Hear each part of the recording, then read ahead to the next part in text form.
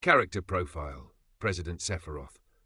Core concept, in this alternate timeline, the Nibelheim incident served not as a breaking point into madness, but as a chilling, clarifying apotheosis. Sephiroth, upon learning of his origins, did not seek to destroy the planet. Instead, he concluded that the chaotic, flawed and weak nature of humanity was the true blight. His new purpose, to use the ultimate instrument of control, the Shinra company, to impose his vision of sterile perfection upon the world, creating a new order in his own image. Title, His Excellency, President Sephiroth. Former title, General Sephiroth, Soldier. First-class appearance and demeanor. Public attire, Sephiroth has traded his black soldier leathers for impeccably tailored, severe and blindingly white corporate suits. The cut is militaristic, with a high collar and clean lines reminiscent of his former uniform but elevated to a symbol of absolute authority. He wears no tie, preferring a single dark Mako green gem clasped at his throat. His long silver hair is always perfectly maintained, a stark contrast to the dark suits of his board members. Presence. He moves with an unnatural grace and silence that is deeply unsettling in a corporate environment. When he enters a room, all conversation stops. His posture is perfect, his gaze piercing and analytical. He rarely raises his voice, commanding absolute obedience with a quiet, menacing calm. His smile is a rare and terrifying thing, a sharp, cold flash of condescension, not warmth. The Masamune, his legendary sword, is not carried on his person. Instead, it is mounted behind his presidential desk in a sterile, museum-like display case. It serves as a constant, silent reminder of the power he wields, both corporate and physical. It is a promise that his reign is backed by more than just gil and politics. Personality and psychology. Public persona, the savior CEO. To the citizens of Midgar, President Sephiroth is a figure of awe and reverence. He is the war hero who brought security and stability, the genius who optimized Mako distribution, and the visionary promising a future of unparalleled prosperity. His speeches are masterpieces of charismatic manipulation, speaking of order, strength, and a unified purpose for humanity. He is seen as a messianic figure above the petty greed of the former administration.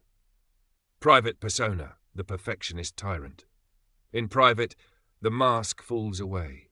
Sephiroth is a cold, calculating megalomaniac obsessed with control. He views humanity as a flawed raw material to be molded or discarded. He loathes inefficiency, emotional outbursts and dissent, seeing them as diseases to be purged. He does not suffer fools and has a profound contempt for weakness of any kind. His benevolence is a tool. His vision is a blueprint for global subjugation.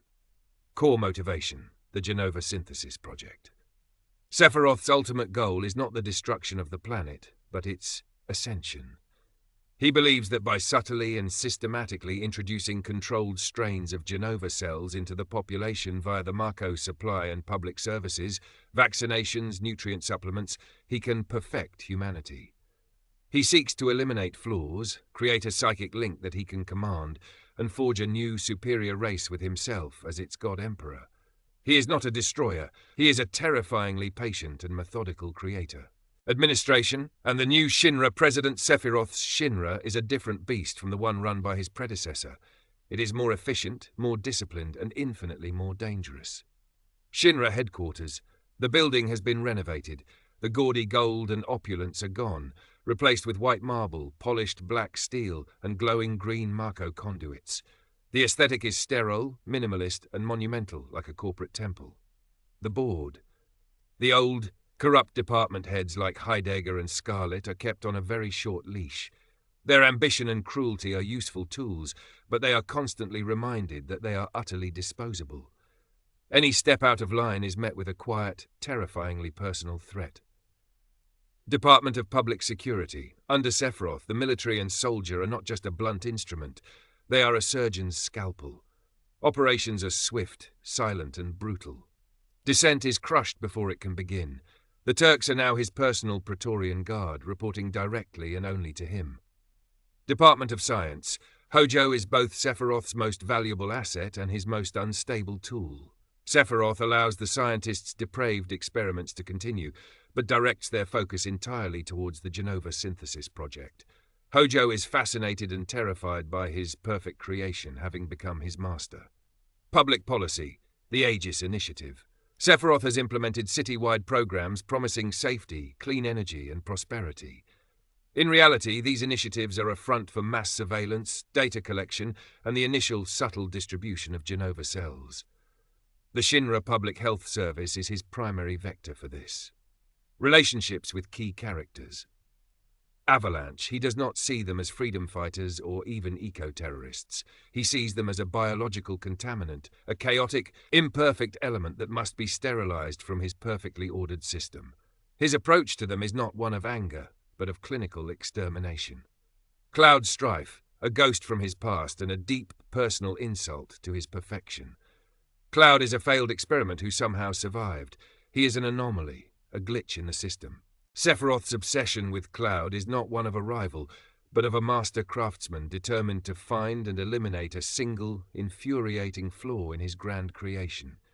Cloud's very existence is a nagging reminder of the past he has sought to transcend. Aerith Gainsborough. As the last Citra, Aerith represents a power that is entirely outside of his control, the will of the planet itself. She is the one variable he cannot account for in his equation for world domination.